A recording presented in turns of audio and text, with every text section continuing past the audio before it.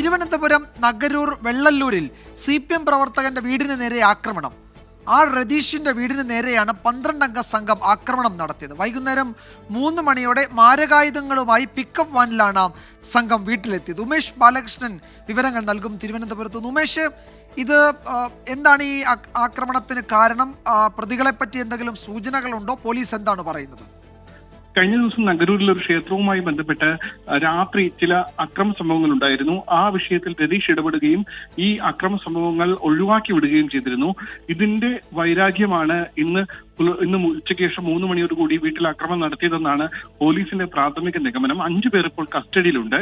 ഉച്ചയ്ക്ക് 3 മണിയോടുകൂടി പിക്കപ്പ് വാനിലെത്തിയ സംഘം വീട് ആക്രമിക്കുകയും വീടിന് നേരെ വീടിന്റെ ജനൽ ചില്ലുകൾ എറിഞ്ഞു തീർക്കുകയും വീടിന്റെ വാതിൽ അടിച്ചു തീർക്കുകയും ചെയ്തു. വീട്ടിൽ ആ സമയത്ത് രതീഷ് ഉണ്ടായിരുന്നില്ല. രതീഷിന്റെ ഭാര്യയും മാതാവുമാണ് ഉണ്ടായിരുന്നത്. ഇവരെ അസഭ്യം വിളിക്കുകയും കയ്യേറ്റം ചെയ്യാൻ ശ്രമിക്കുകയും ചെയ്തു.